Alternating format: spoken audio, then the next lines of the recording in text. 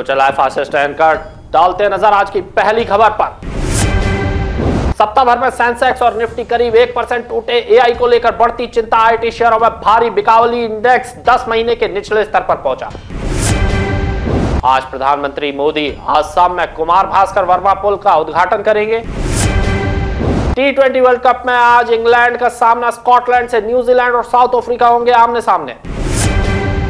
मध्य प्रदेश में आधी रात में 11 आईएएस अधिकारियों के तबादले, मनीष सिंह को फिर मिला जनसंपर्क विभाग, स्वास्थ्य समेत कई अहम विभागों में प्रशासनिक फेरबदल।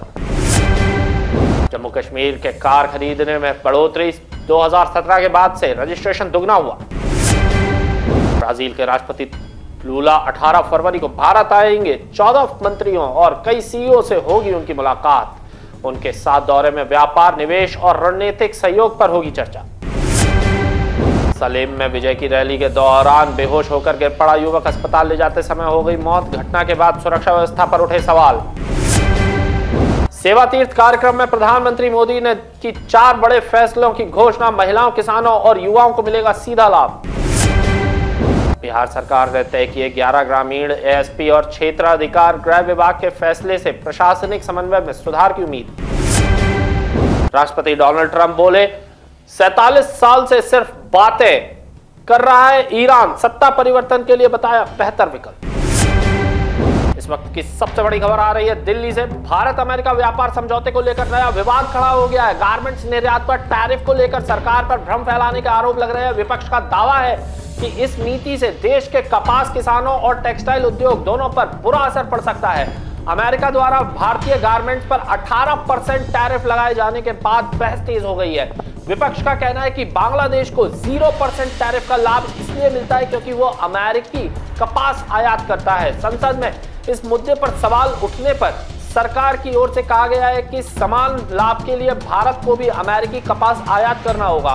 कांग्रेस सांसद और नेता प्रतिपक्ष राहुल गांधी का तर्क है कि यदि भारत अमेरिकी कपास मांगता है तो घरेलू किसानों पर असर पड़ेगा और यदि नहीं मांगता तो टेक्सटाइल निर्यात प्रतिस्पर्धा में पिछड़ सकता है।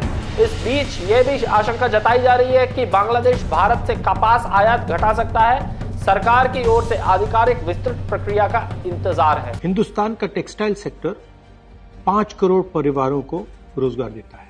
नरेंद्र मोदी जी की जो यूएस डील है वो हिंदुस्तान के टेक्सटाइल सेक्टर को खत्म कर देगा, नष्ट कर देगा। ये बात नरेंद्र मोदी जानते हैं और पूरा हिंदुस्तान जानता है। मैंने पार्लियामेंट हाउस में समझाया कि बांग्लादेश को फ्री पास, 0% टैक्स और हिंदुस्तान को 18% टैक्स। इसका नतीजा होगा कि बांग्लादेश की टेक्सटाइल इंडस्ट्री हिंदुस्तान की टेक्सटाइल इंडस्ट्री को खत्म कर देगी। Now what have you done? You have, the United States has reduced Bangladesh's tariff to 0. And our tariff is 18%. What do you expect our textile people to do? Their competitor is Bangladesh. If Bangladesh imports US cotton, they have 0% duty. Finished. Textile industry gone. Narendra Modi ji के एक मंत्री ने बोला कि अगर हम भी US cotton import करेंगे तो हमें भी वो फायदा मिलेगा। मगर सच्चाई है कि हमारा कॉटन बांग्लादेश जाता है, हमारा कॉटन हिंदुस्तान की टेक्सटाइल मिलों को चलाता है। तो अगर हमने बांग्लादेश का रास्ता चुना तो हमारे पूरे के पूरे कपास के किसान और कॉटन की इंडस्ट्री खत्म हो जाएगी, और अगर हमने नहीं चुना तो हमारी टेक्सटाइल की इंडस्ट्री खत्म हो जाएगी। ये सच्चाई है। पीयूष गोयल जी झूठ मत बोलिए। इसलिए मैं इसको सरेंडर कहता हूं क्योंकि ये डील या तो कपास के किसान को मारेगा या टेक्सटाइल इंडस्ट्री को मारेगा या फिर दोनों को उड़ा देगा। इनके मंत्री को यह भी नहीं मालूम कि बांग्लादेश अब हिंदुस्तान से कपास नहीं खरीदेगा और उन्होंने निर्णय ले लिया है कि वो यूएस से कॉटन इंपोर्ट करें। ये है यूएस डील, नरेंद्र मोदी जी की डील की सच्चाई। फास्ट टाइम में फिलहाल के लिए इतना ही। मुझे दीजिए इजाजत। नमस्कार।